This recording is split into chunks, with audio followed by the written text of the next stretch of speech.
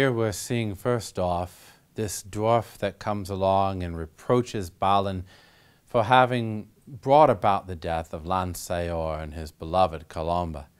And right after that, Merlin appears and he says, Lanceor is the son of the King of Ireland, King Mark. Mark is a character that appears throughout the story, and there's actually a whole story that runs parallel to Arthur as a foil to the Arthur story. Mark it falls in love with a young woman who has to be brought over by his knight Tristram, and this young woman Isolde is brought over in Tristram, and Isolde fall in love. And so it's a whole story that is running parallel to this story. But Mark basically is a character that is like a parallel to Arthur. And Merlin suggests that the killing of, or the allowing to die of this young lady, Columba, is a terrible thing. Balin is therefore going to pay for the fact that he allowed this to happen. And Merlin says, woe unto you, because you're going to strike a stroke that will be called the Dolores stroke because of this. In other words, you're going to do something which is going to cause terrible cataclysm throughout the land. And that's due to the fact that you allowed this woman to die.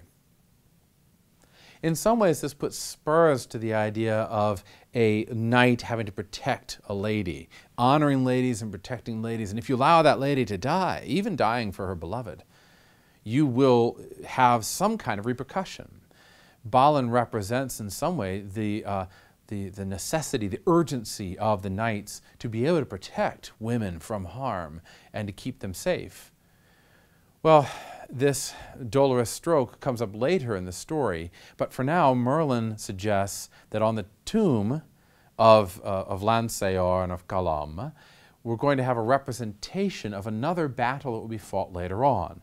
This is a battle between Lancelot and Tristram. And he says this is one of the greatest battles will ever be fought. And he puts the names of Lancelot and Tristram and the fact that this battle will be fought onto the tomb of Lanceor and Columba, which suggests that there's a parallel between Lancelot and Tristram and Lanceor and Balin, that there's somehow these two are similar to one another. It's a reduplication one of the other. Also further on in the text, we have a very strange instance where Arthur comes back into the picture, and he basically gives up his scabbard to his sister, to Morgan Le Fay, who makes a copy of it and takes the real scabbard of the sword away from him.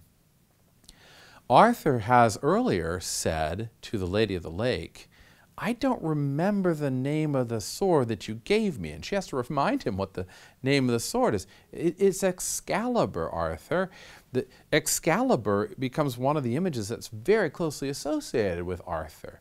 The name Excalibur, the Lady of the Lake says, is cut steel. That's what it means, cut steel. It's a sword that will cleave through anything. But Merlin, earlier in the text, has asked Arthur, which is more important, the sword or the scabbard? And Arthur says, oh, the sword, because it cuts through anything. It's dynamic, it's powerful.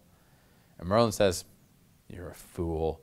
The sword is not nearly as important as the scabbard, because the scabbard has the power of keeping you safe from being cut, from anything. Well, Arthur, on the one hand, forgets the name of the sword, Excalibur. And then later on in this section, he actually gives away the scabbard willingly to his sister, to Morgan Le Fay, who steals it and puts a copy in its place.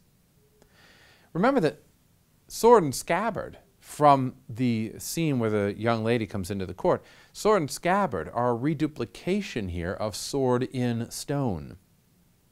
Out of the chaos, we've drawn some sort of order, the strength of the knighthood, of the chivalric order. But notice also that sword and scabbard are closely associated with masculine and feminine differences. The sword normally is associated with masculine power. It is also associated with reason, with intellect, as well as with force and with warfare. Obviously with warfare, because the sword is used in warfare.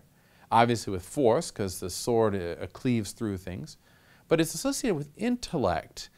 The sword is different from a club or, say, a spear or any other device, or a bow and arrow. Sword is keen, it's very sharp. It takes years to craft such a thing correctly. It takes years to learn how to use such a thing well. And when one uses it, you don't use it to beat people over the head. You have to use it to cleave through things, get to the heart of a matter.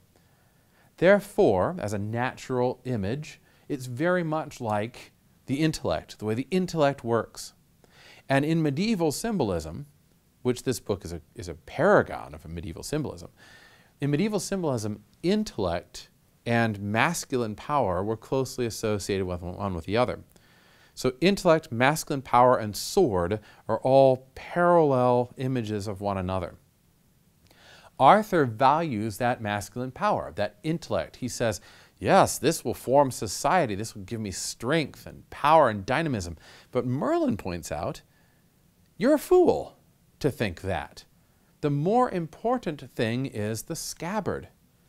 See, as sword represents intellect and masculine power, the scabbard represents, if we can say this, intuition and feminine power. It represents all the nurturing and care and love that really creates a society. Notice that here the more important of the two is the scabbard because it heals everything. With it, you cannot be killed by a weapon, whereas a sword simply goes through and cuts through things like a lightsaber or something. The scabbard actually is the more important item. It is the thing that actually binds up wounds. It's the thing that actually nurtures. It's the thing that creates love and joy and happiness. This is very similar to what Beowulf, the author Beowulf, suggests in his great epic, is that masculine power is, in Beowulf, the power to beat up the people that need to be beat up and yet holding that in check.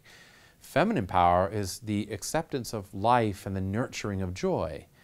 Of the two, the feminine is more important. It's more potent. It's more crucial to the creation of society and civilization. Here, giving up the scabbard, as Arthur does to his sister, is a huge mistake. It's something which is going to come back later to really haunt him. And it represents his, in some ways, giving over of that whole feminine thing, neglecting that whole feminine thing as he has done before. Notice that he will later marry Guinevere, who's destined for somebody else. And so Arthur, over and over again, is negligent of women and of the proper role of women. He thinks that power alone is going to create civilization. And that's just not the case, Mallory says. It's power, but it's power in its proper place, nurtured by the feminine element of intuition and the giving of life. In this same section, we also get the death of Pelinor. Gawain goes and takes revenge on Pelinor, who killed his father, King Lot. And Gawain kills Pelinor. Remember, Pelinor is also crucial to the story as a parallel to Arthur. Pelinor is following the questing beast throughout, this dragon image. And Pelinor, therefore, is like Arthur's later questing after the Grail.